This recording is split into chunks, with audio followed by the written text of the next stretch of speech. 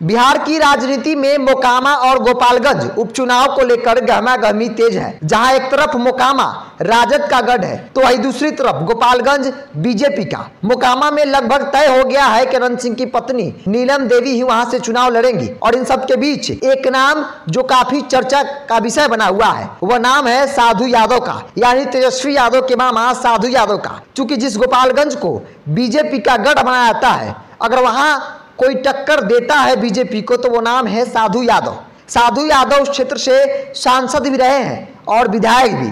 ऐसे में क्षेत्र में उनकी पकड़ काफी मजबूत मानी जाती है। साधु यादव ने तो ऐलान कर दिया है कि वो वहां से चुनाव लड़ेंगे, लेकिन किस पार्टी से लड़ेंगे यह तय नहीं हुआ है। साधु यादव की मजबूत दावेदारी के मद्देनजर अगर तेजस्वी यादव का समर्थन मिल जाता है तो मानो बीजेपी की हार निश्चित है। लेकिन यह सब तब होगा जब साधु यादव महागठबंधन के प्रत्याशी होंगे।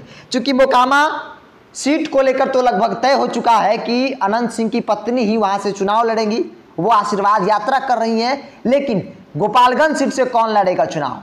चूंकि पिछली बार वो कांग्रेस खाते में थी, इस बार कौन, क्या कांग्रेस ही लड़ेगी या फिर सहयोगियों को मिल सकता है? क्योंकि उपचुनाव में समीकरण बदलते हैं, उम्मीदवार बदलते हैं, दलों के जो टिकट है वो इधर उधर हो जाते हैं। इन सब के बीच साधु यादव की एक मजबूत दावेदारी है। हालांकि व्यक्तिगत तौर पर देखा जाए तो लालू परिवार से साधु यादव की दूरियां जो है वो बहुत ज्यादा बढ़ चुकी है। लेकिन राजनीति में इन सब चीजों का कोई मूल्य भाव नहीं होता है। कब कौन किसका दुश्मन हो जाएगा और कब कौन किसका दोस्त हो जाएगा। चूंकि सीट निकालनी है तो कुछ ना कुछ तो करना ही पड़ेगा।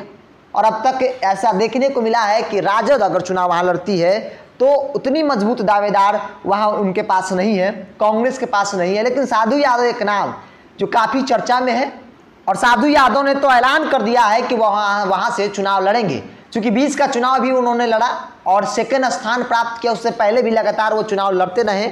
2000 के आसपास वो वहां से चुनाव भी जीते थे, लेकिन उसके बाद वो टक्कर दिए, जीत जो है वो उनके पक्ष में नहीं हुई। लेकिन कहीं ना कहीं हार का एक बड़ा कारण यह भी रहा कि भारतीय जनता पार्टी एक तरफ अकेले थी और दूसरी तरफ कई गुट हो गए थे, जो वोट थे वो बढ़ गए थे। क्योंकि वहां के समीकरण के लिहाज से देखा जाए तो भारतीय जनता पार्टी के साथ स्वर्णों का वोट है, तो वही आरजेडी और साधु यादव जो यादव वोटर्स है और बाकी अति पिछड़ा वोटर्स है, मुसलमान वोटर्स है, जिनकी अच्छी खासी तादाद है, वो वोट जो है वो कहीं ना कहीं बढ़ जाता है। ऐसे में किसी एक नाम या साधु यादव हो या कोई और किसी एक नाम पर मुहर लगती है और एकजुट होकर चुनाव लोग लड़ते हैं महागठबंधन में, तो शायद महागठबंधन को जीत जो है वो हो सकती है। लेकिन साधु यादव एक बड़ा फैक्टर है। अगर साधु यादव को महागठबंधन अपना प्रत्याशी बनाती है तो बीजेपी की हार लगभग तय मानी जा सकती है समीकरण के